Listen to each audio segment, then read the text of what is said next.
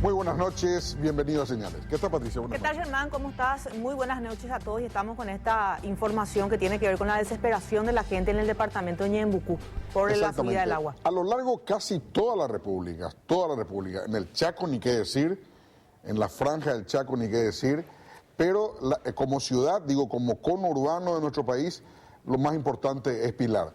Hay que resaltar que el gobierno se movió con todo, Patricia, haciendo una propaganda importantísima.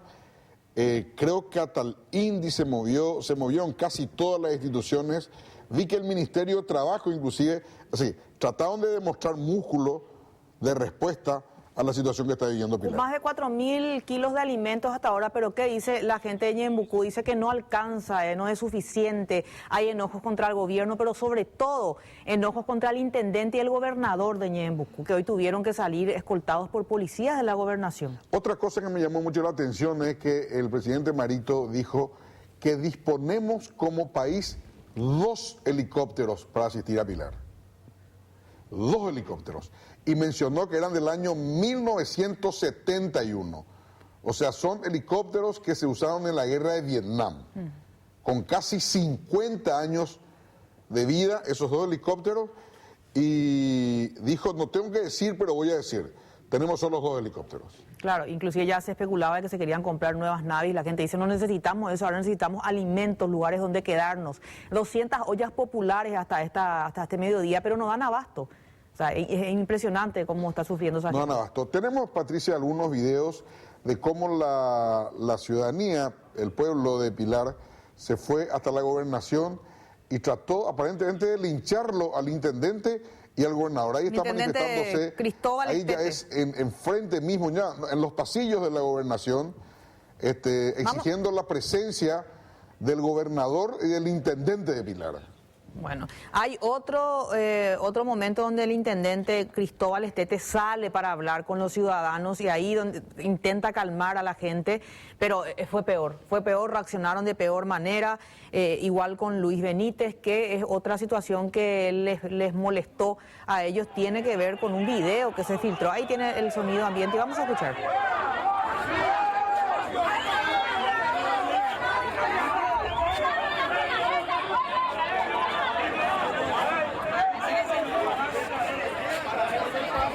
Esto ocurría en los pasillos de la municipalidad, de la gobernación, en este caso de la gobernación, en donde estaban ahí en el interior de la gobernación estaban el intendente, el gobernador y bueno, la gente reclamando la correcta distribución de los víveres y de los materiales que el gobierno hizo llegar a esa zona del país.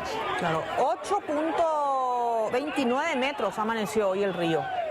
Pero cada vez peor la situación. Ahí te decía que hizo también de alguna manera levantar o exaltar los ánimos de la gente. Un video que se filtró en las redes sociales que muchos le atribuyen al Instagram de la esposa de un senador, específicamente el senador Rodolfo Friedman y la esposa Marley Figueredo, donde se le escucha al intendente Cristóbal Estete decir que a la gente lo único que hay que decirle que van a levantar el muro de contención y que ahí ya van a estar tranquilos, como que una maña para que la gente se tranquilice. Pero vamos a escuchar esa parte.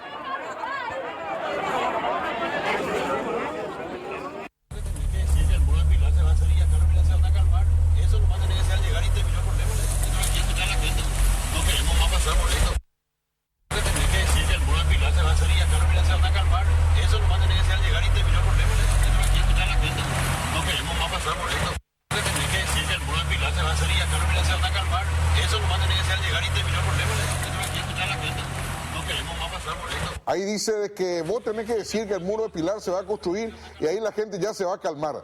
Eso nomás lo que quiere escuchar. Le dice el intendente a la esposa ¿de quién es? Del senador Afar, aparentemente. Del senador Afar, aparentemente, Afar. claro. Y esta situación se dio aparentemente en una publicación errónea, porque el video, así como se ve, no era aparentemente intencional, pero rápidamente se borra esto de las redes sociales, pero ya ya se hizo pública la gente ya bajó, ya le molestó lo que pasó. Él habló posteriormente, el intendente Estete dijo que se sacaron de contexto, que por qué no continuaron pasando la otra parte donde él decía que la gente ya no aguanta más y que lo único que a ellos les puede calmar realmente es el muro de contención y que por eso ese es el discurso que se debe tener, porque es el único discurso que hay, es lo que decía él, ¿verdad? Bueno, esto no se puede, lo que se subió a internet es esto. O sea, nadie editó, Patricia. En todo caso, el que sacó de contexto fue el que grabó. Claro, él es lo que dice, ¿verdad? De que, no, aparentemente este video se pasó por partes, o sea, sin querer, no es que se grabó completo también, ¿verdad? Por lo que se entiende, ¿verdad? Vamos a ver la otra parte, esta parte donde la gente por poco pasa encima, los policías y la gente del grupo operativo Lince también. ¿Tenemos sonido ambiente de esto? Bueno, este no tiene audio, pero ahí se escuchaban los policías como gritaban y le decían, por favor, no hagamos esto que ustedes están queriendo hacer, no entremos, vamos a calmarnos. Y la gente gritaba que renuncie, que se vayan. Se refería al intendente y al gobernador también, Luis Benítez. Y esto fue frente a la gobernación, ¿verdad? Y se fueron también frente a la casa del gobernador, creo que también frente a la casa del intendente a tirar huevo, pinturas, papel higiénico. La gente está desesperada, o sea, uno puede criticar la forma de reaccionar, pero hay que ponerse en el zapato de esa gente, ¿verdad? Ahora vamos a escuchar.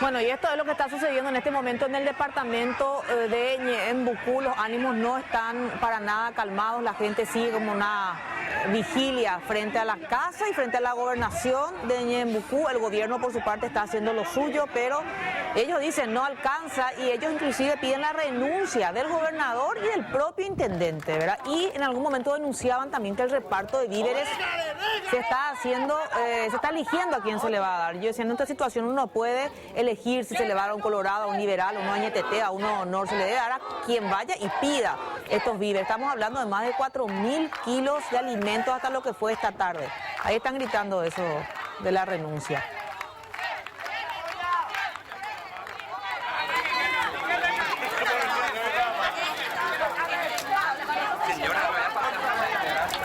Bueno, y recordar un poco también que hay una campaña importante de varios lugares y no solamente el gobierno que están juntando alimentos no perecederos en cancha, en el partido de Cerro. Ayer también la gente está llenando. Todas las colectas que hoy se están haciendo son enviados al sur del país, ¿verdad?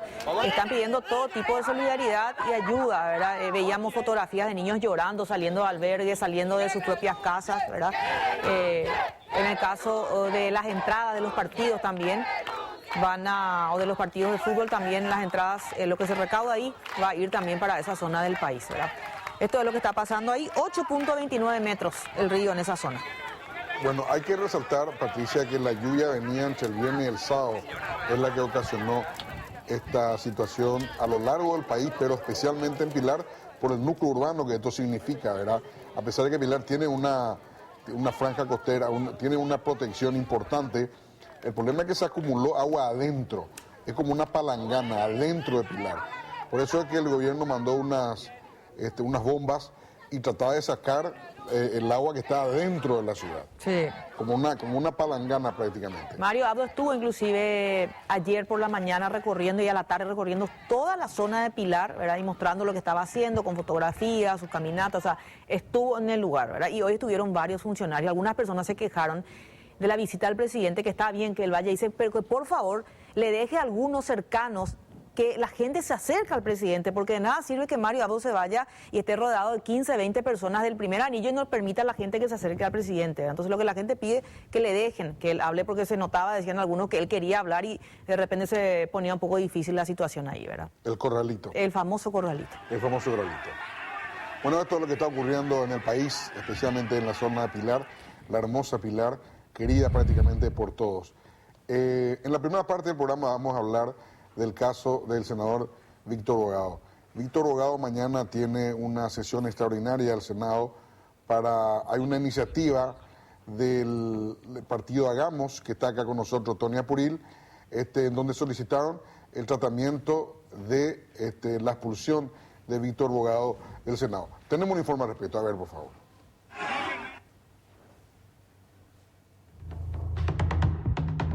Él recibía reiteradas llamadas del señor Víctor Bogado. Y para el señor Víctor Bogado, la pena justa para el mismo es la de 1 año de pena privativa de libertad, con suspensión de la condena a prueba. Soy inocente y voy a seguir defendiendo mi verdad por el resto de mi vida. Para el senador Víctor Bogado, condenado la semana pasada por la coautoría del cobro indebido de honorarios en el llamado caso Niñera de Oro, la historia aún no acaba. Por su parte, el tribunal lo declaró inocente por el cargo de estafa dentro del mismo caso y suspendió la condena de 1 año de prisión por el cargo de cobro indebido, aunque esta semana el tribunal dio a conocer las condiciones de la ejecución de la condena. No puede cambiar de domicilio sin consentimiento del juez. Tiene prohibido salir del país. Deberá comparecer mensualmente al juzgado. Durante 2 años en forma mensual, abonará 20 millones de guaraníes a 10 instituciones y asociaciones, totalizando 480 millones de guaraníes. Por su parte, el abogado defensor de Bogado, Óscar Germán Latorre, dijo que este lunes a las 7 de la mañana ya iba a plantear la apelación contra la resolución de los jueces.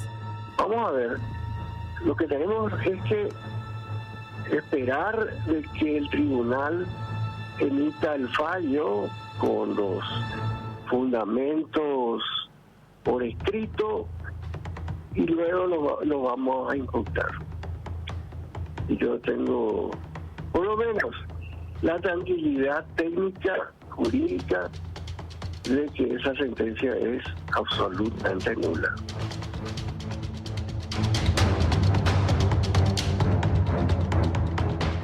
Del caso Niñera de Oro, que data del año 2012, Bogado estaría involucrado en el caso bautizado como Mecánico de Oro, donde Miguel Ángel Carballo está acusado por enriquecimiento ilícito. Se presume que este podría ser el testaferro de Víctor Bogado. En el 2006, un informe de la Contraloría General determinó la falta de correspondencia entre los ingresos y egresos declarados por Víctor Bogado, tras presentar él la justificación de su fortuna.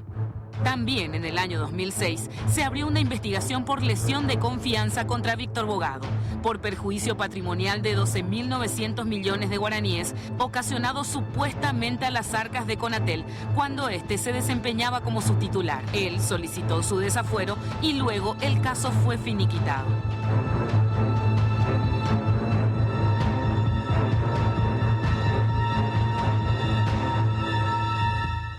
Tony Apuril, buenas noches, ¿cómo estás? Buenas noches, Germán. Buenas noches, Patricia. ¿Cómo están? Buenas noches. Diputada Katia González, buenas noches, ¿cómo estás? Buenas noches, Germán, Patricia, senador, a la audiencia Diputada. también. Bueno, ustedes pidieron, Tony, el tratamiento de lo de mañana, ¿verdad? Así es. Al tener la sentencia, lo que nosotros vimos se transmitió en vivo. Entonces ese día dijimos, ¿se corresponde o no corresponde? Y sí corresponde. Entonces hicimos estudiar con nuestros asesores para saber si realmente era así y nos aclararon bien desde el comienzo, cosa que después se confundió mucho cuando corrió la noticia, porque ahí no había el delito tipificado de tráfico de influencia. En nuestro famoso artículo 201 es uso indebido, en ningún momento se configura el delito de tráfico de influencia. Por lo tanto, nosotros teníamos que esperar que se lo condene por tráfico de influencia. Nosotros teníamos que esperar que el juez dijera si usó o no indebidamente, y al probarse en el juicio, nosotros dijimos esto corresponde, pero presentamos para que se estudie en el Pleno. O sea, es el Pleno en realidad quien va a determinar eso, no nosotros, ¿verdad? Katia, ¿tu posición? Sí, básicamente acá hay que decir que esto ya tiene sus años, ¿verdad? El tema de Víctor Bogado. Y hay que entender que la figura establecida en el artículo 201 de la Constitución Nacional, que habla de la pérdida de investidura, es un juicio de responsabilidad política, en donde efectivamente no está vinculado el inciso segundo a ningún tipo de sentencia. No así el inciso primero, que habla efectivamente de la existencia de una condena que hace que aparezca una inhabilidad. En el caso de Bogado tenemos, a raíz, digamos, del análisis que se realiza por parte del Tribunal de Sentencia, hay que decirlo, ¿verdad? Un análisis opaco, desdibujado, que tampoco sabe explicar de manera contundente el hecho del uso de influencia para el nombramiento de esta mujer, ¿verdad? Eso es lo que se configuró, se probó, se determinó, y ni siquiera hacía falta luego que un juez lo diga, puesto que de las notas, del intercambio, de la posición de poder en la cual estaba Víctor Bogado al momento de ejercer la presidencia de la Cámara de Diputados y el escenario en el cual se dibujó todo este caso conocido como de la Niñera de Oro, hace rato ameritaba ya el tratamiento. Creo que la ciudadanía ha sido paciente, ha esperado bastante, ha continuado este caso de manera, digamos, bastante perseverante, y hoy es el momento que esperamos que realmente mañana la Cámara de Diputados entienda de que ya no podemos seguir tolerando la impunidad y el blindaje que otorga un cuerpo colegiado a uno de sus integrantes que, repito, ha hecho un daño terrible al tejido social y democrático del Paraguay. Así como están los votos, como estaban hasta el viernes y continúa con el lunes, ¿Víctor Bogado se va el lunes? Se va el lunes. Yo estoy convencida de que se va. Yo creo que la gente ya lo acompañó lo suficiente, ya han mirado con él el precipicio, y sinceramente yo creo que él va a ser unánime, salvo seguramente que de él, de Monjes, a lo mejor. ¿Cuántos votos necesita, Tony? Necesita 30. Esa también es una discusión. Sí, es una discusión. Solo 23 votos, y hoy tiene 26. Es una discusión también. Esa también es una discusión, teniendo en cuenta, creo digamos, que sí, yo creo que va a ser unos 30 vos decís que hay. Sí. Yo conté 26 el viernes. Y pasé placas con nombre, con apellido, 26 conté. Sí. Para mí se necesitan 23, por eso sobran 3 votos inclusive. Ese va a ser el primer desafío que tiene que asumir la Cámara de Senadores, determinar el procedimiento teniendo en cuenta de que no existe ley, digamos, que reglamente el proceso de pérdida de investidura. Entonces, en una primera instancia, ellos tendrán que determinar la mayoría por la cual se puede, digamos, sacar la investidura a un senador. A partir de ahí ya correría la mayoría determinada. Hay que tener en cuenta que si lo que decide el Senado es la futura vara con la que se le va a medir a todo el resto que se queda después. Y es un momento en que se deja un antecedente importante. No es que yo decido sobre Víctor Bogado y ahí termina el tema. No. Va a ser el precedente que va a quedar para todo el resto. De hecho, no es la primera vez, es con Óscar González Daer que empieza ya esto. Claro. O sea, sí, esto realmente viene atrás. Pero con Óscar se dio con 30 votos. No, el Óscar se dio con 30 votos porque había una presión ciudadana terrible, porque cuando eso todavía estaba este proyecto de ley... El autoblindaje que se le decía, que especificaba el reglamento que tenía que ser con 30 votos y finalmente terminó eliminándose. Que eso, más ¿verdad? o menos entre joda y joda, corregido y no corregido, vino de diputado y se trató también el jueves pasado. Es difícil hacer nomás pedagogía constitucional en el momento de la coyuntura, ¿verdad? Nosotros hemos leído, hemos recurrido a varios juristas, también intercambiado, digamos, en derecho comparado. En Colombia existe a través de un Consejo de Estado la pérdida de investidura, en Francia también. No es que acá en Paraguay nomás se inventó esta figura ni se aplica, ¿verdad? Evidentemente lo que hace la pérdida de investidura es castigar políticamente a aquel que viola el código de intachabilidad que debe, digamos, regir en todo órgano representativo como lo constituye la Cámara de Senadores y Diputados. En cuanto a la mayoría, nosotros tenemos que, por ejemplo, para el desafuero se requieren 2/3. El desafuero en teoría no causa agravio.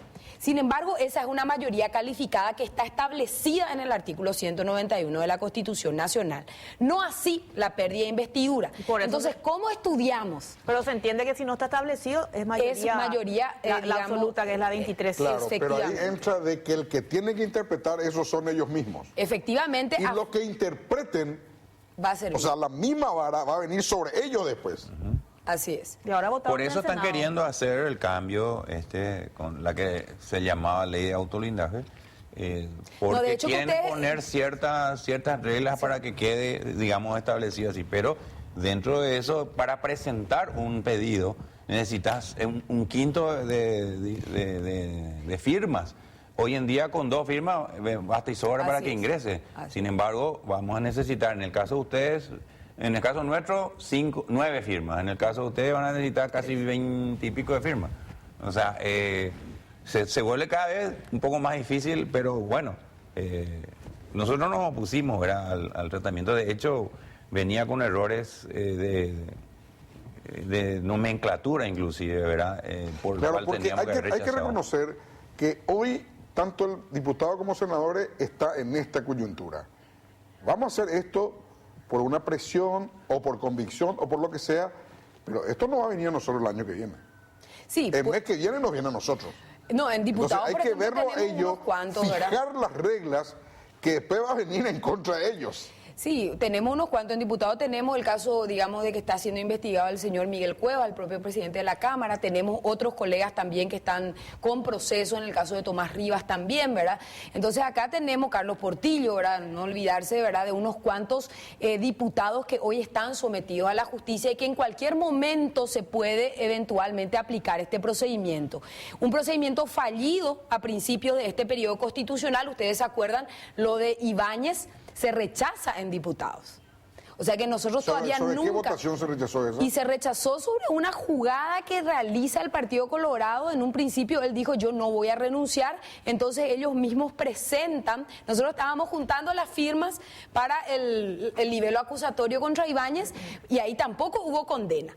Ahí hubo la aplicación de una medida, de una salida alternativa al proceso que fue la suspensión condicional del procedimiento y la donación de un famoso generador, digamos, al leprocomio. Ahí tampoco existió una condena por tráfico de influencia y toda la argumentación, digamos, oficialista se centró en ese tema, de que supuestamente tenía que haber una condena judicial por tráfico de influencia. Y eso cede a la luz del propio artículo que habla de uso indebido de influencia. Cuando uno usa la influencia, siempre un diputado y un senador están en una situación de prevalencia y tiene determinada influencia, como no cuando estamos votando leyes y decidiendo cuestiones presupuestarias, de emergencia, de salud, de educación, etcétera. Ahora, lo que se condena es el uso indebido de esa influencia. Realmente no quedará títere con cabeza si se aplica la lógica con la cual estamos juzgando a abogados. Exacto. Esa es la lo que quería decir. realidad. Pero Katia, No te pasó a vos. Tu hijo estuvo involucrado en un auto de una persona que tenía y Un tu hijo pabilo no fue detenido y ahí la gente, tu contrario, la gente a la Claro, cual se puede denuncia utilizar siempre mal, claro, dijeron ¿verdad? que vos usaste tu influencia. Sí. Bueno, a no pesar era que en ese nomás momento no era diputada, diputada, ¿verdad? Pero igual no era diputada, pero te digo, ese tipo de interpretaciones también ya caben. Claro, caben, requiere mucha madurez política el tema de la aplicación de la pérdida de investidura, pero en cuanto al nombramiento de personas dentro de la administración pública, sin el concurso público de oposición, con el pedido que realiza un parlamentario, en ese sentido nomás lo que digo que sienta también un precedente, porque yo creo que hoy se ha normalizado el hecho de la solicitud de pedido. De hecho, que cuando vos llegás a la Cámara, lo primero que hacen es te ofrecen unos cupos. Y eso no está en ningún lado. Y por derecho público solamente podemos hacer lo que expresamente está establecido en la ley. Y que me digan, por eso yo rechacé nombrar a gente de mi confianza. Legislemos si vamos a tener funcionarios de confianza. Porque hoy con la vara que estamos midiendo a abogados, no va a quedar parlamentario prácticamente. Digamos. Es lo que estoy diciendo. Sí, lo que se aprobó en el Senado, ustedes rechazaron como hagamos, ¿verdad?, el proyecto de autoblindaje Sí. que otra vez se está intentando instalar Así ahora. mismo. ¿Y los números en diputados cómo estarían? Pero no, para eso? nosotros nosotros- votamos en ustedes contra, pero recibieron se un aprobó mensaje. y se fue a... No, ustedes rechazaron como hagamos, Sí, digo, sí, ¿verdad? sí. Para hacer la Así aclaración mismo. nomás. Pero igual se aprobó y se va a diputados. Los números en diputados, ¿eso se podría aprobar ahí? Yo, en diputados el tema es bastante terrorífico, ¿verdad? O sea que nosotros tenemos una realidad muy diferente. Son 42 colorados que si dicen amén, no hay discusión luego posible.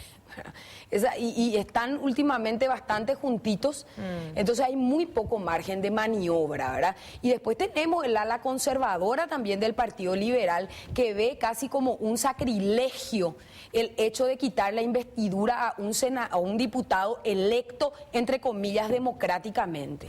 Mucha gente se resiste a que esta figura sea implementada a la luz de la presión mediática o ciudadana.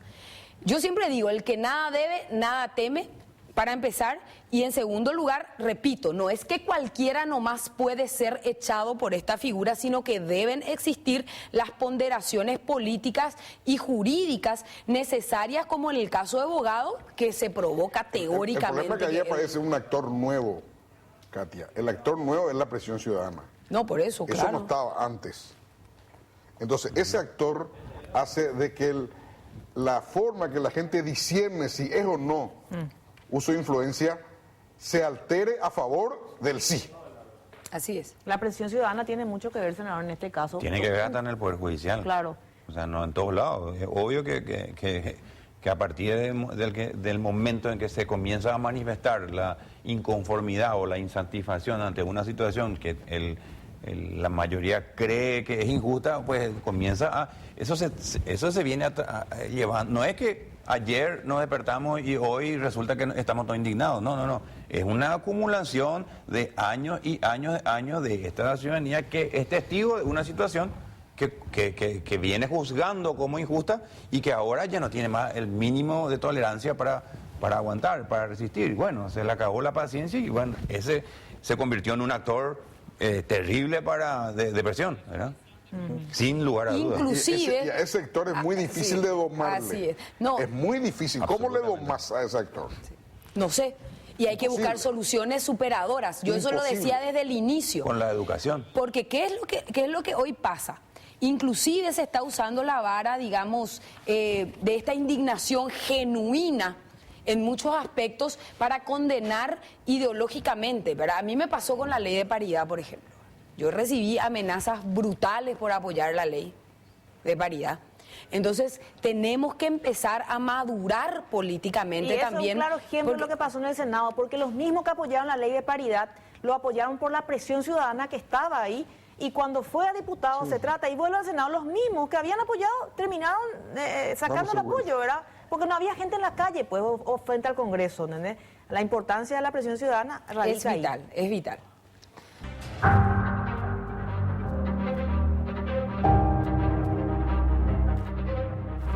La situación con sus pares en la Cámara Alta tampoco le favorece a Víctor Bogado, quien el jueves realizó su descargo ante la posibilidad de que se trate la pérdida de investidura. Permitan que yo siga defendiendo mi verdad. Ustedes tienen la decisión final y decían que en política a veces somos toditos, goma de mascar, o sea, somos chicle. ¿Por qué? Porque cuando nos sacan todo lo dulce, nos escupen. En todo momento, así como en el juicio, se declaró inocente. Yo podía haber solicitado la extinción de la causa al inicio del juicio, porque yo nunca chicaneé, pero la causa estaba extinta. Sin embargo, yo quería, y mi defensa quería que se aclare, que se lleve adelante el juicio para que la gente sepa realmente lo que pasó. Por su parte, la Cámara analizó 3 propuestas. Tratar el lunes en una sesión extraordinaria el caso pérdida de investidura u otorgarle un debido proceso no del todo claro hasta hoy en la Cámara Alta. Inclusive, se manejó la posibilidad de realizar la sesión extraordinaria en ese mismo instante. Solicito que se inicie el procedimiento correspondiente, se fijen la fecha, solicitamos sea el día lunes. Nuestro procedimiento ordinario es que se deriva a la Comisión de Asuntos Constitucionales. En la lógica formal, necesitamos un dictamen de la Comisión de Asuntos Constitucionales y posteriormente se pone a consideración del Pleno y ahí se inicia el proceso. Ese es el circuito normal. Usted está planteando un circuito extraordinario por lo que estoy entendiendo, sí, senador. Bien sabemos de que esa sentencia aún no fue comunicada mal. Nosotros podríamos hoy estar tomando determinación porque no hubo una comunicación oficial en ese sentido, por lo que me pongo presidente. Para todos los casos se da un proceso. Y creo que en este también corresponde que se dé el proceso. nuestra bancada tiene una postura bien definida. Presidente, ¿me puede indicar en qué parte del reglamento o la Constitución está el procedimiento que usted está diciendo? Y a partir de ahí hablo entonces. ¿En qué parte del reglamento habla del procedimiento de la pérdida de investidura?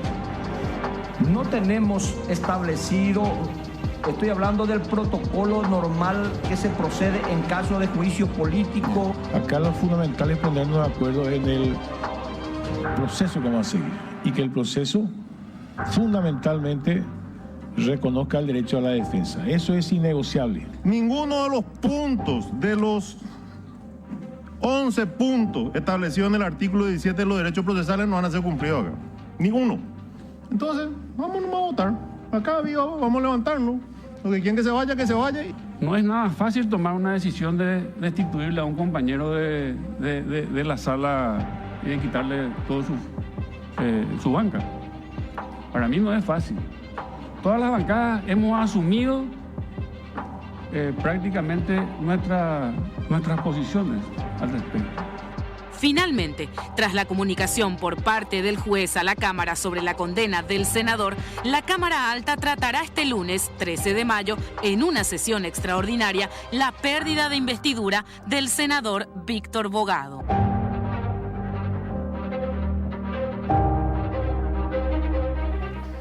Bueno, señores, ahí veíamos a Juan Darío Monjes. Otro prócer, Germán. Otro que se salvó. Prócer se salva, está volando bajo, pero yo creo que le va a llegar su turno a Monjes. ¿Qué era que le pasó a Monjes, Germán? ¿Qué era que había hecho como ministro? Lo que acá es importante, yo le quiero recalcar nomás. Mañana se va a establecer la vara con la cual se le va a medir a los que quedan. Y esa vara es muy importante porque es la vara con la cual la ciudadanía va a regular. Viste que vos tu paciencia regulás. Están más 4, más 5, más 6, cada vez alzás más. Bueno, esa vara mañana se va a regular. Bueno, en el caso de Monjes, por ejemplo, que acabo de ver, Monjes le hizo proveedor del Ministerio de Justicia a su capataz. ¿Hace cuánto era eso? No sé, cuando él fue ministro de Justicia, creo que fue de Nicanor. Él le nombró a su capataz. No, él le hizo proveedor del Estado, cuando eso no estaba contrataciones públicas, no había muchas cosas que hoy hay, pero su capataz fue proveedor del Estado. Recuerdo que una de las compras era un poco más de 7.000 millones de guaraníes. O sea, 7.000 millones de guaraníes con los que compró la niñera es un juego de niños. ¿Te salió bien esa parte? Sí, salió bien eso. ¿Por qué? Y la niñera fue un niño, dijiste. Por eso. La niñera, entonces me explico, yo nomás quiero dejar bien claro, mañana va a estar para alquilar balcones el Senado, porque de ahí va a salir la vara. Ya está Jorge Querey, senador también por el Frente Guazú, y bueno, mañana ellos van a tener aparentemente sencillo trabajo, porque está echada la suerte, pero a su vez complicado trabajo porque se fijará la vara con la cual se va a medir después. Seguramente, sí, tenés razón.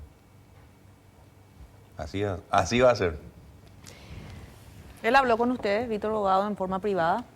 No, antes de esto sí, pero después no.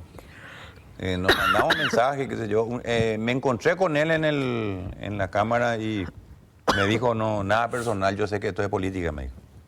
Al pasar así, yo le pasé la mano y eso fue lo que ocurrió, ¿verdad? Y sí, así mismo él. Y bueno, nosotros no... En realidad, conmigo todo ¿verdad? Personal, porque cada vez que un guaraní se desvía del presupuesto público, es un guaraní que no se destina a salud, educación, trabajo, infraestructura. Y este es un discurso que hay que tener en cuenta. Hay que tener algo personal, Tony, con la gente que roba.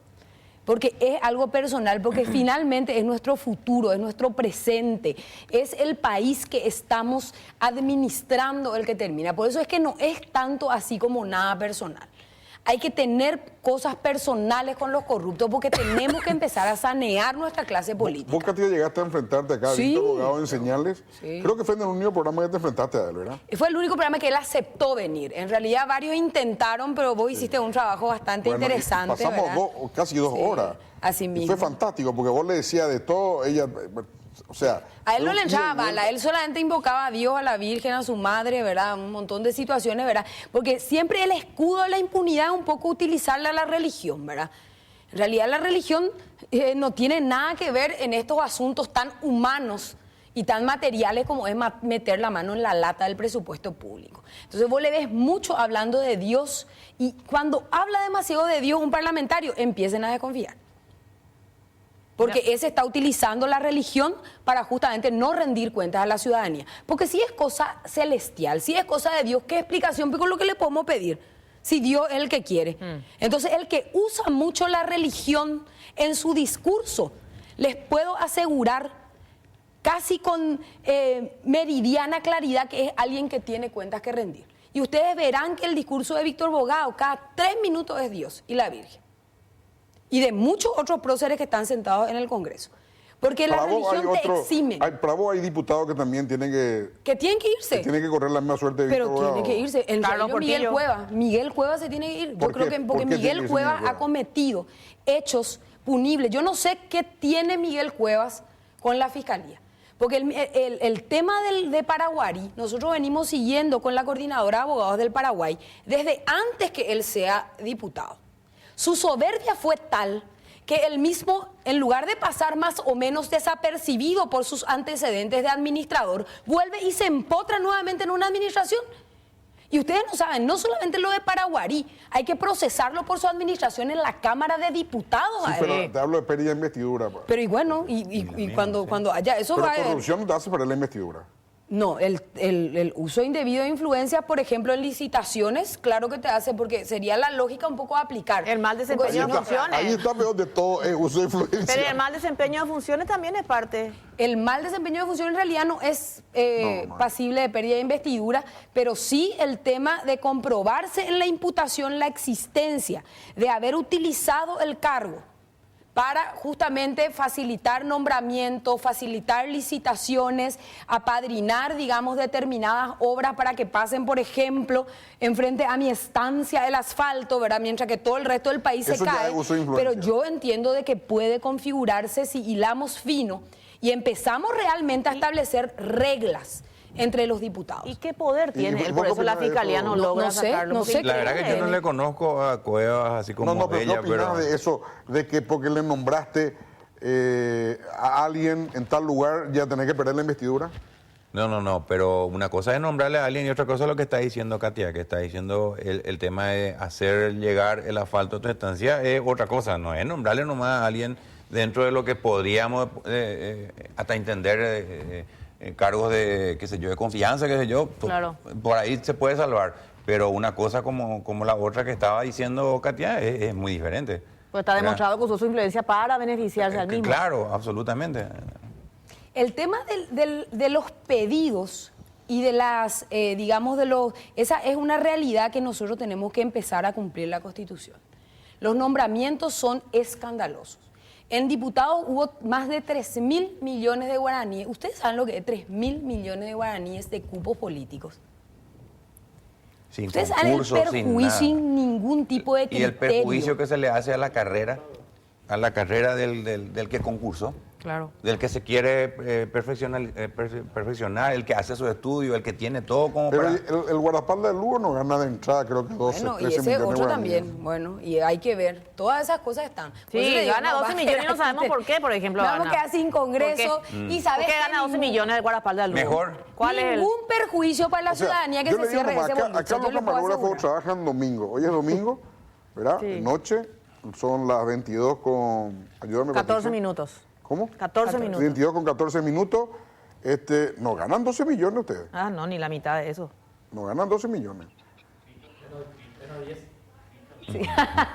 Menos 10. Entonces Ni nosotros no ganamos 14 millones. O sea, Fito, vos ganás, ¿verdad? Le están mandando al frente al pobrecito. Fito gana cada 15 días. Le van a caer huevazo y le van a venir la comisión de escrache a Fito.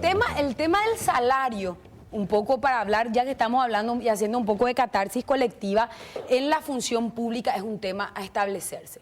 En otros países eso se ha superado. Ningún funcionario gana de manera tan, digamos, desigual. Desenfrenado el salario de una este cosa, no puede ser, porque que en el sector privado ganas hasta el 60-70% menos de lo que por el mismo trabajo se paga en la función pública, claro, solamente porque sos de confianza de fulanito o perenganito. Y en el caso de Cueva es la compra de los votos a la hora de que pidan su destitución de la mesa directiva, por ejemplo. Yo no Él participo. compra los votos a través de cargos y le aprieta a los cargos aquellos de que quieren. confianza se tienen que ir cuando se va el político. Y Y eso se ya es queda uso el funcionario y no le puede echar porque la ley laboral... Pasar en rojo es uso indebido. Porque vos pasás porque sos parlamentario, usás tu poder, uso indebido de influencia. La influencia es para el poder. ¿Y qué es el poder? La capacidad de hacer que alguien, o una persona o varias personas hagan algo o dejen de hacerlo. Eso es más amplio e imposible. Bueno, ahí están ya con nosotros, van a estar los senadores Jorge Querey y Rodolfo Friedman. Lo que le quiero pedir, si pueden entrar ellos y hablamos todos. Claro. Para no hacer dos bloques. Sí, súper. ¿No tenés problema, Katia? Ningún problema. ¿No tenés problema, Tony? No, si hay todos los micrófonos, ¿qué problema hay? Total, ahí busca ahí. Bueno, ahora sí ya ampliamos la mesa. Tenemos 3 senadores y un diputado, Patricia. Sí, 3 contra 1. Jorge Querey, senador, ¿cómo estás? Muy buenas noches a todos, a la audiencia, ¿verdad? Y bueno, estamos aquí para hablar del tema que nos convocaste, viejo. Es casi una orden cuando nos invitas vos. Gracias, Jorge, gracias, Jorge. Rodolfo Friedman, ¿cómo estás? Bien, buenas noches para todos, a los colegas, a la diputada Patricia y a toda la audiencia. Bueno, queremos hablar con los dos senadores sobre el caso de Messer, pero el caso recurrente político es el que pesa en este momento, ¿verdad? Porque habrán escuchado ustedes lo que le decía acá a Tony y a Katia, de que mañana va a ser casi un acto fundacional lo que van a hacer los senadores. Fundacional en el sentido de que se va a fijar las reglas de juego con la cual van a ser juzgados en el futuro, lo más probable inmediato, los otros. Yo no veo tanto así, en el Senado por lo menos. Las reglas son claras, hoy no hay reglamentación, nosotros vamos a regirnos mañana, pasado, hasta que haya algún cambio en alguna reglamentación del 201 por ley sobre los antecedentes del Senado, las resoluciones dictadas anteriormente por el cuerpo legislativo. ¿Y cuál? Caso González Daer. Que llegó a 30. Sí, que se definió la mayoría simple, un tiempo prudencial para la defensa. O sea, 23 entonces. No, la mayoría simple es los presentes. O sea, si hay 23 no con se llega, 12. en realidad no se llegó porque Oscar después renunció, ¿verdad? Pero, estaba previsto para cuando se inició ese juicio. O sea, se iba a iniciar. Con 12 vos podés ser destituido. Así es. Con la mayoría absoluta. Y es así. No, con la mayoría simple. Para sancionarle a alguien, como en el caso de Payo, se necesitó 30. O sea, para sacar amarilla necesitas 30 votos. Y para sacarle la roja, mayoría simple. Esa es la parte no, para poner el número. Esa es la parte rara. Y para poner un caso extremo, sí. No es justo, ¿verdad? Probablemente. No. Desde nuestro punto de vista, por lo menos. O sea, mañana... Pero el 185 es lo mismo que un expresidente de la República. Tampoco es justo que alguien salga por la ventana, por decirlo, y pueda ser senador vitalicio, senador activo, y alguien que sale el 16 de agosto no puede hacer. Pero es lo que dice la Constitución. En ese caso la Constitución es literal. Y también en este caso no hay literalidad. Está hablando de la injusticia que puede claro, ser. la injusticia. Hay errores en la Constitución. Desde nuestro punto de vista, el 185, lastimosamente, por este caso es claro, ¿verdad? Cuando no está definida una mayoría en cualquier punto de la Constitución, se aplicará la mayoría simple. Así es. Igual manera, Santiago, cuando ocurren estos casos, ni 45 votos te va a salvar, ni tu propio voto te va a salvar. Esa es la realidad. Y con 12 votos, en la práctica, si vamos a usar esa mayoría simple o la mayoría absoluta que impuso ahora diputados y senadores, yo voté en contra, aclaro, no te vas a tu casa con 22 votos por una técnica parlamentaria. Porque si tuvieses 22 votos en sala, no tenés quórum, en el Senado por lo menos. O sea, con 12, con 16, con 15, es muy difícil que te vayas a tu casa, porque vas a necesitar 15 votos a favor y 7 cómplices, que se abstengan. Porque si no va a salir... Se van a abstener porque ya sé, lo importante pues tener el quórum, Claro. tener la sala a los 23 Pero, y ahí los 12. pero esto es o sí o no. Si hay un caso extremo que se quiere hacer un golpe parlamentario contra Tony, por decirte, nos ponemos de acuerdo, 17 estamos, necesitamos 5 o 6 cómplices para tener quórum. Claro, por Entonces, no por técnica parlamentaria te retirás y llegas sin quórum. Hay de sobra para mí. Claro. No, Esa es tan así, ¿no? Para mí, mira que yo leí mucho, yo estuve viendo, ¿verdad?, el tema de la comunicación frenética que muchas veces impulsa este tipo de análisis, que llegan a ser, digamos, a sonar bien al oído popular. Pero hay que tener en cuenta de que la sanción no es mayoría simple.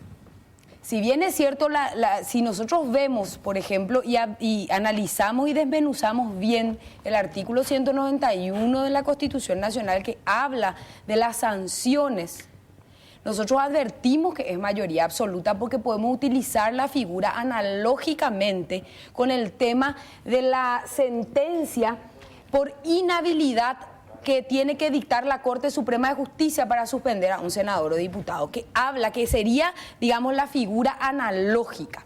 Lo que pasa es que, repito, ¿verdad?, cuando nosotros ya estamos cansados, ya estamos turbados, estamos hastiados de la clase política, de un personaje como Bogado, lo que más suena bien es decir mayoría simple. Pero en realidad acá hay que preservar el debate, ojalá que se pueda hacer un debate a la altura, que podamos utilizar los instrumentos internacionales. Nosotros hemos consultado con muchísimos constitucionalistas, esto ya se lleva masticado. Y el tema de 41 votos en diputados y 23 en senadores es lo que más se aproxima a un acto, digamos, de justicia en un tema como este. Lo que pasa es que si vamos a usar esa lógica deberían ser 30 votos. Una mayoría calificada. Claro, tampoco podemos usar... Una cosa de 23 votos, claro, mayoría tampoco podemos absoluta. usar lo que se aproxima. O sea, jurídicamente eso es... Te condeno a 5 años porque es lo que se aproxima a lo que creo que... o sea, no. O 30 votos, mayoría simple, pero acá se discute algo que en el fondo, que no es el fondo de la cuestión, no deberían ser o 23 o mayoría simple o 30. Aquí lo que hay que definir para el futuro es la aplicación del uso indebido de influencias. Para mí es el punto principal, no la cantidad, cómo interpretar, no la cantidad de votos. Sí, también. Pero vamos a preguntarle a Jorge, para mí es la cantidad de el punto votos, Jorge, fundamental. ¿cuál es la posición del Frente Guasú? Un poco en la línea de la diputada, ¿verdad? O sea, nosotros lo que hicimos fue por 2 argumentos. Creo que en realidad mañana no va a ser el momento clave, Germán, porque creo que hay mucho más que 23 votos. O sea, es decir, pero eso... se va a definir. Eso, sí, pero va a estar muy por encima de 23 votos, por lo tanto pero no la creo. votación, pero previamente se va a establecer con cuántos votos. Claro, pero acordate que la reglamentación va a ir, la nueva ley reglamentaria va a diputados ahora. Y es ahí donde se va en realidad a poner la nueva situación, vamos a decir. Con Víctor Bogado creo que los votos están, pero al margen de eso, y respondo a tu pregunta, ¿verdad? Nosotros por un análisis político, por un lado, y por otro lado nosotros pedimos el auxilio de constitucionalistas, ¿no? Acordate que nosotros no tenemos abogados en nuestra bancada, ¿verdad? Y ellos nos han asesorado en la línea de lo que está diciendo la diputada, ¿verdad? Estimamos de que en el derecho comparado, cuando nos dice taxativamente algo, comienzan a compararse. Es lo que nos dijeron los abogados. Hay que comparar con las otras normativas o con los otros artículos existentes. Y es posible aplicar en un sentido de mayoría simple, etcétera, etcétera, pero la interpretación de la gente que nos asesoró es que son 23 votos los necesarios, ¿verdad? Entonces, ese es el asunto, ¿verdad? Y no se llega a solucionar esa contradicción que decís, Tony, ¿verdad? No se llega a solucionar esa contradicción porque, sí, el presidente se va con 30 votos, un ministro de la Corte Suprema se va con 30 votos, una suspensión sin goce de sueldo se va con 30 votos, ¿verdad? Entonces hay una correlación que se hizo y de esa fue la posición que en realidad sufrimos muchas críticas por esa posición que asumimos. Claro, porque ¿verdad? ustedes reglamentaron la Constitución. Claro, entonces lo que se hizo, claro, lo que pasa es que un artículo, al no tener, adscribo a la explicación jurídica que dio la diputada, ¿sí? porque creo que ella se puede ajustar bien a los términos jurídicos, ¿sí? Lo que a nosotros se nos explicó, básicamente, y que lo explicó el senador Ríos, fue el que lo explicó jurídicamente en la sesión, ¿verdad?, es con respecto a la comparación global que debe hacerse cuando un artículo no lo dice taxativamente. ¿A qué te remitís? Entonces, esa fue la decisión, por qué, ¿verdad?, en ese sentido la votación. Eso. O sea, mañana mañana ¿cuántos votos tiene según vos? Y según yo creo que 23 votos. No, 23 de presencia nada más, 12 votos pero el quórum 23, mayoría absoluta es 23. 23 votos por la pérdida de investidura. Y la calificada es 30. En el caso tuyo, Tony, ¿cuántos votos? Mayoría. Simple, de los presentes. O sea, 12 miembros, 12 votos. Si es que 23 No, estamos hablando siempre de lo mínimo, ¿verdad? Con 12 votos. Así dice hoy. Quizás con la modificación que el diputado nos vuelva a enviar, o si ellos se ratifican en eso, creo que ya ellos son la última cámara, ¿verdad? Sí, ellos ahora va a diputados esto, y ahí se revisará, ¿verdad? De acuerdo a lo que ellos proyecto, lo que sí dice 23 votos. En lo que ellos pero en el de digan. mañana no. No dice. Hay que en aclarar, realidad, por eso es la Corte Suprema de Justicia la que debería. En Colombia, por ejemplo, el análisis lo hizo la Corte Constitucional de Colombia. Determinó exactamente cómo, en primer lugar, se interpreta el término uso indebido de influencias, porque las causales son muy similares en la Constitución de Colombia, y desgrana ese artículo y dice qué se puede considerar y qué no, porque tenemos que ajustarnos también a un principio de legalidad.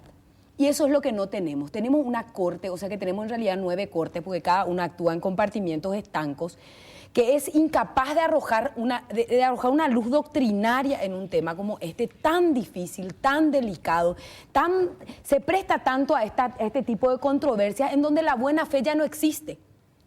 Y yo creo que, por lo menos de mi buena fe, mucha gente no va a dudar, porque soy una militante social, vengo desde el lado, digamos, del análisis y de la honestidad intelectual. Y si bien es cierto el tema suena mejor, Patricia, pero es peligroso. Es peligroso la mayoría simple, porque mañana van a inventar causa contra las minorías, contra los disruptores. Entonces acá no hay que solamente pensar en el malo, acá hay que pensar también en la gente que puede aportar dentro del circuito democrático. Y ahí es la Corte la que tendría que poner realmente, una vez que se sancione la ley, los puntos sobre las IES, porque finalmente es el último intérprete de la Constitución Nacional. O si no, tu interpretación como la mía es perfectamente válida y está en un mismo nivel. Cuando la Corte habla, el resto podemos criticar ese fallo por el 256 de la Constitución, pero ya no podemos objetarlo. Pero hoy tenemos una Corte que nadie respeta. Totalmente. Esa es la diferencia. Tenemos un Congreso también que nadie la Corte. Pero tenemos que empezar a hacer pedagogía de estos temas y no atribuir a la deshonestidad o a que me compraron o a que me vendieron, si es que yo opino que determinada situación tiene que ser resuelta de una manera. Yo voy a votar mayoría simple. Yo hoy voy a legislar conforme a lo que la ciudadanía quiere. Pero eso no significa que yo tenga la razón. Bueno, vamos a hacer una breve pausa, Patricia. Esta mañana salió en la revista semanal Istoe del Brasil una información que dice de que Darío Messer estaría negociando con el Brasil entregarse con una delación pautada. Eso sabemos que mucha gente en el caso Lava Jato brasilero lo hizo, inclusive salió de la cárcel mediante ese mecanismo jurídico en el Brasil. No su libertad, pero sí tiene una prisión domiciliaria que es obviamente mucho más apacible de que estar detenido en una cárcel federal del Brasil. Aparentemente él estaría negociando eso, me refiero a Darío Messer, ¿verdad? Delatar, reconocer los delitos, delatar a otras personas y a partir de ahí convertirse en un, entre comillas, privilegiado o en un juzgado privilegiado. Bueno, esto tiene que ver también con nuestro país porque él también está requerido por la justicia en nuestro país. Ahora sí le voy a preguntar a Rodolfo y a Jorge si están enterados. ¿Están enterados de esa situación, Rodolfo? No, me acabo de enterar, Germán. La verdad que no estuve por el interior. De prensa, yo tuve acceso un poco a información de esa. Pregunté en ciertos ámbitos y sí me dijeron que efectivamente parecería que eso es lo que... Y esto es muy preocupante. cuando nosotros legislemos ahora, Rodolfo, el tema del lavado de dinero, este tema de la delación premiada hay que ver con pinzas, hay que ver. Marcelo Odebrecht, el eje central de todo el sistema del lavallato, hoy está en su casa. Está en su casa. Los políticos están, y ahí me refiero a algo. ¿Sabes lo que yo descubrí en esta investigación que hicimos con la comisión? Que en realidad todos esos hechos, toda la corrupción, sobrefacturaciones, coimas privadas, públicas, etcétera, etcétera, tienen un canal común que se llama lavado de dinero. Ese es el punto donde se pueden tomar todos estos hechos, porque alguien tiene que lavar dinero. Y ese alguien tiene un funcionariado que le responde y tienen unos ejecutivos de cuellos blancos que se benefician con eso. O si no, pregunten, te voy a citar 2 casos nomás. Caso Forex, 600 millones de dólares. Funcionarios menores están en la cárcel. El resto, nada. Y nunca se solicitó el retorno de los 600 millones de dólares, que es convenio Gafi. Convenio del Grupo de Acción Financiera Internacional es la posibilidad de que se recuperen. Ninguno de los bancos que operan están imputados. Ninguno de los ejecutivos de la banca privada. En el caso de la evasión de 300 millones de dólares, los reportes que se hicieron en el 2014, los 5 bancos se tiró arena sobre eso y nadie sabe qué ocurrió con eso. Nadie sabe. Hoy, a un mes y algo que nosotros entregamos los informes, después de que eso está públicamente, está en la web, etcétera, algún funcionario está, cuando menos se abrió una carpeta de investigación fiscal sobre esos funcionarios, sobre ninguno. Sobre ninguno. Hay una carpeta fiscal que se abrió en el mes de diciembre. Solo en el caso este de la falsificación, o cómo es que le dice jurídicamente, no sé cuál es el nombre que es que se encontró, exacto, ¿verdad? El papel que se remitió por un lado a lo que se pasó a la Fiscalía y de lo que salió en realidad en CEPRELAT, ¿verdad? Que no... La inconsistencia. ¿verdad? Era un documento y otro, en la misma fecha, a la misma hora, firmada por las mismas personas, pero faltaban informaciones. Entonces, yo creo que aquí hay que entender algo. Aquí, hace muchos años, gente del sector financiero viene beneficiándose de esto. Y eso en el ámbito del sistema financiero paraguayo es harto conocido. Se opera con ese dinero que no se sabe el origen, operan los bancos, operan los ejecutivos de cuellos blancos. Y lo que ahora yo creo que nosotros podríamos haber aportado, y no sé si la Fiscalía lo está haciendo, quiero dejar un margen de duda porque estas investigaciones... ¿Y vos tenés los nombres de algunos que podrían ser, Jorge?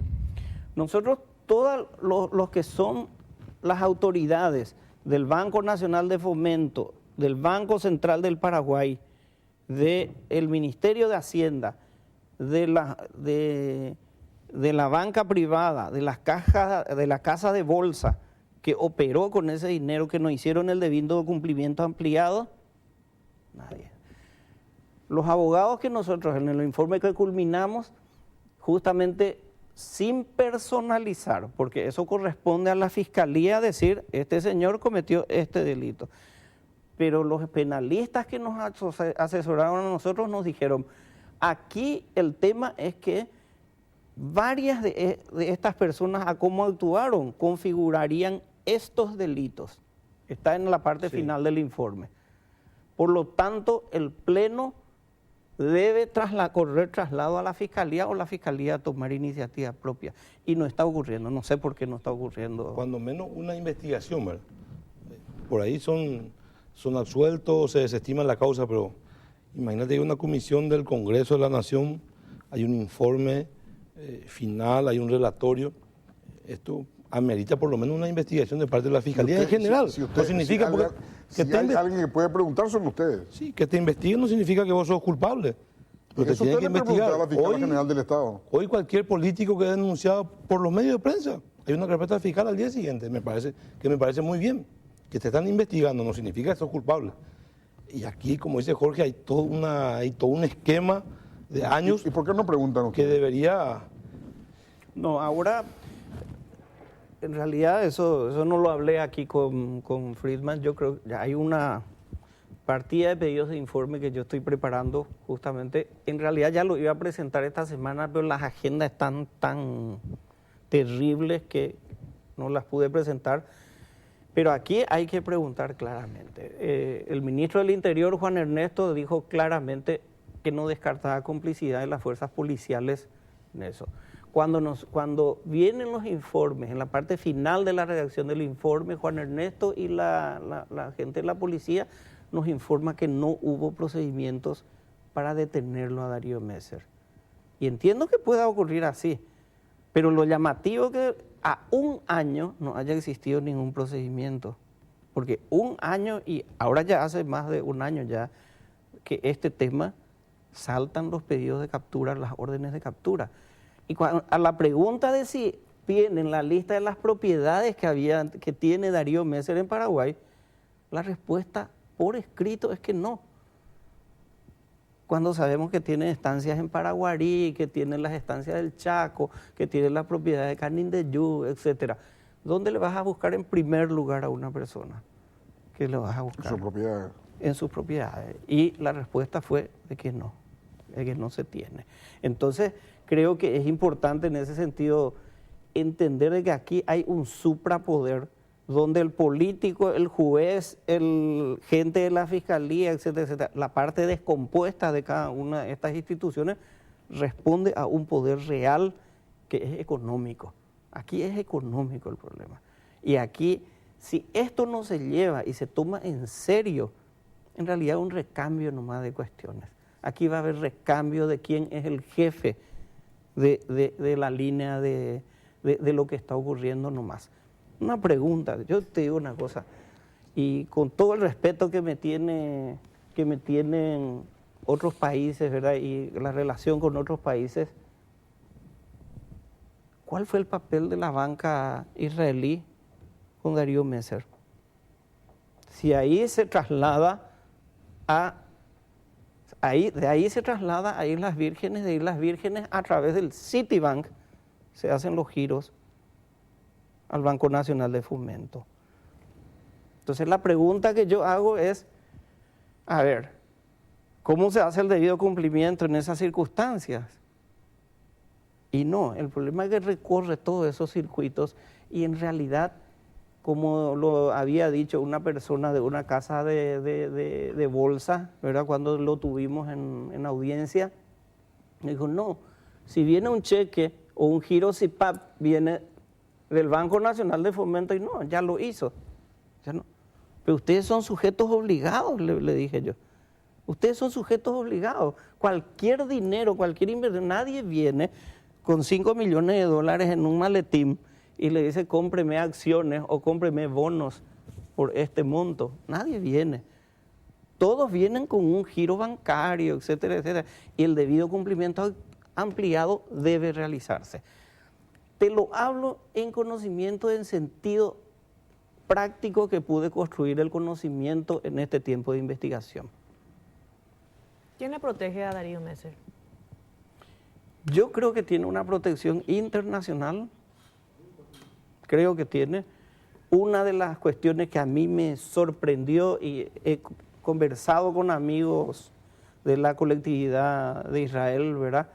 Fue muy sorprendente para mí cuando el ex embajador envía aquel tuit donde acusa por qué lo perseguimos solamente a Darío Messer si hay tantos otros lavadores de dinero y sin embargo a él se lo persigue por ser judío, por ser mezcló algo que no conducta, tenía nada que ver. Y no tenía nada que ver, no tiene nada que ver, no tiene nada que ver.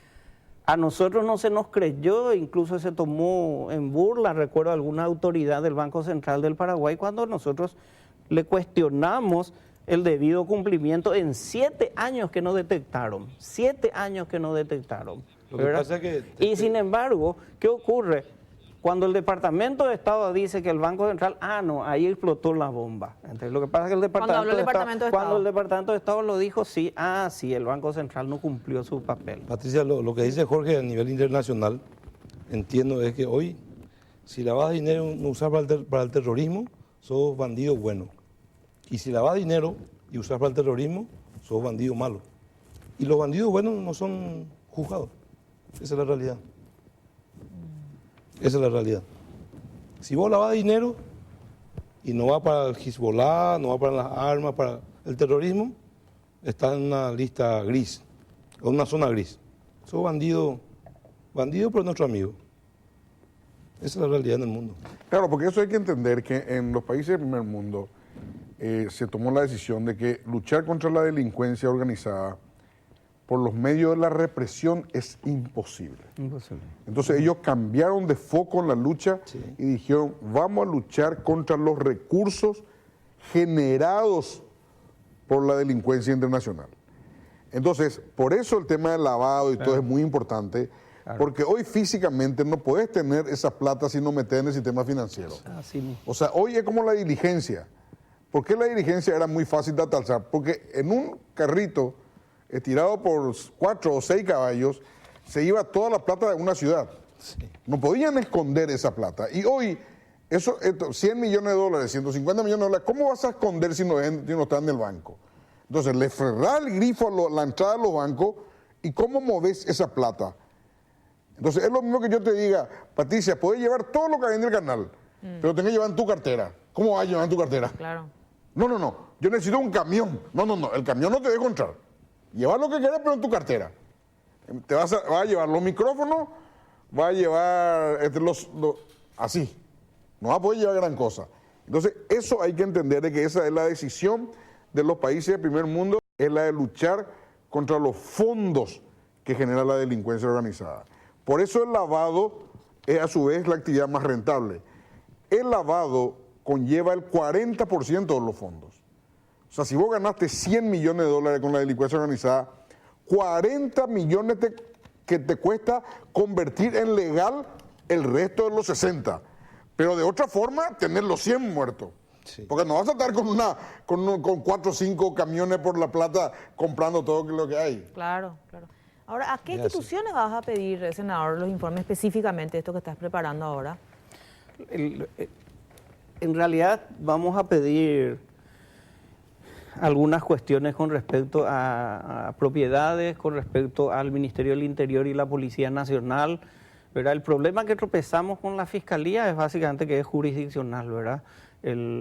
Ahí hay límites. Ese es el único punto donde tenemos, vamos a decir, un trámite difícil, vamos a decir. ¿Por qué? Porque ellos pueden decirnos que no. Por la Constitución Nacional pueden decirnos que no.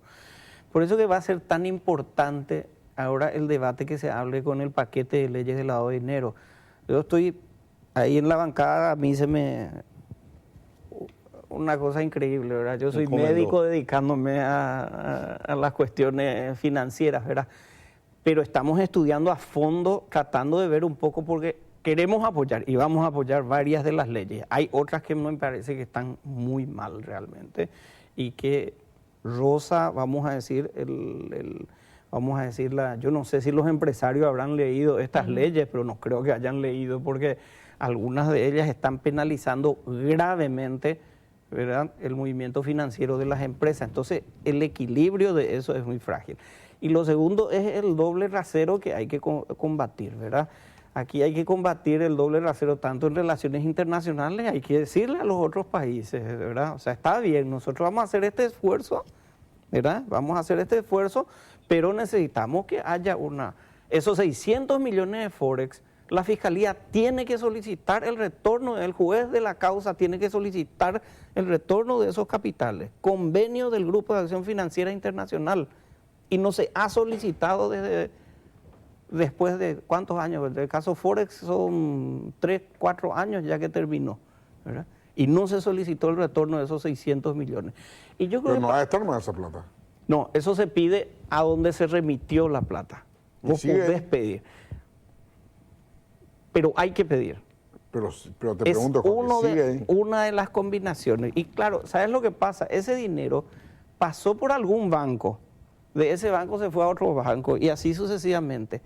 Y lo que se recomienda, una de las 40 recomendaciones de Gafi, es que justamente los gobiernos interactúen de tal manera, los gobiernos y las estructuras de inteligencia financiera interactúen para poder promover esa recuperación de ese dinero, ¿verdad? Esa es una cuestión importante. Lo otro, recién Katia estaba discutiendo mucho el tema de la corrupción.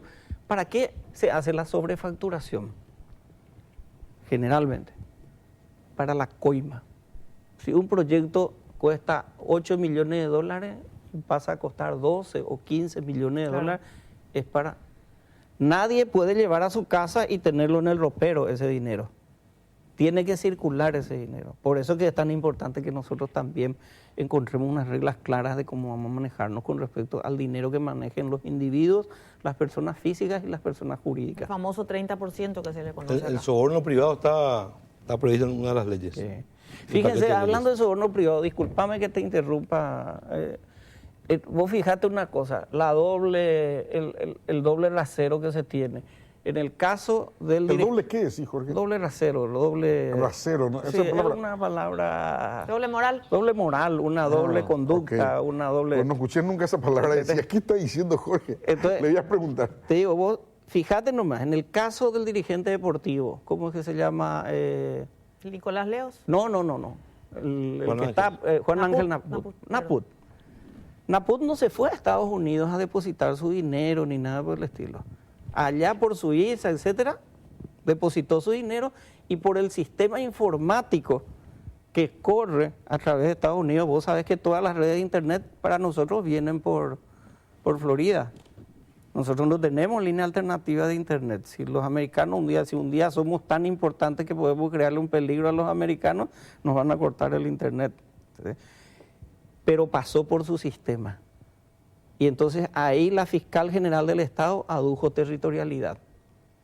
La pregunta es la siguiente: si lo de Darío Messer es tan claro, según la documentación de Brasil que estudiamos en detalle, estudiamos esa documentación de Brasil, entonces, y pasó por el Citibank, no hay territorialidad. Porque no actúan de la misma forma, lo que estás mencionando, en pocas palabras. Así es. Hace parte de los bandidos buenos. Hacia Centroamérica hay un personaje semejante, Yanisek se llama. Pero ese es un personaje más simpático todavía, porque es ex agente de la Mossad, ¿verdad? El Servicio de Inteligencia de Israel. Y tiene este mismo comportamiento de Darío Messer en la zona norte de América del Sur, ¿verdad? De América del Sur, América Central. Sí, América del Sur, el norte de América del Sur y América Central. Y América Central. Entonces, creo que en ese sentido es cuestión de hablarlo y de negociarlo. Yo creo que aquí él es una persona muy cercana al Poder Ejecutivo, ¿verdad? Y estas conversaciones las tuvimos mucho cuando redactamos el informe. Creo que aprendimos mucho, no sé, en mi caso por lo menos yo aprendí mucho de esto y creo que varias iniciativas tenemos que tomar tanto desde el punto de vista legislativo como judicial, porque nosotros al final, el coimero, el sobrefacturador, el corrupto, el Messer van a seguir apareciendo. La diferencia va a estar en cómo se comportan las instituciones y si se castiga eso que... Señores, muchas gracias. Muchas gracias, Rodolfo. Muchas gracias a Muchas gracias, Jorge. Germán, para una última pregunta, no va para ellos con un sí y un no, ¿verdad? Mañana, si se trata de la pérdida de investidura de Víctor Bogado, ¿ustedes van a votar a favor o en contra? A favor. ¿A favor? A favor. ¿Ya está? Nos vamos. Nos vamos. Gracias por acompañarnos. Si Dios quiere, nos volvemos a encontrar en 8 días más.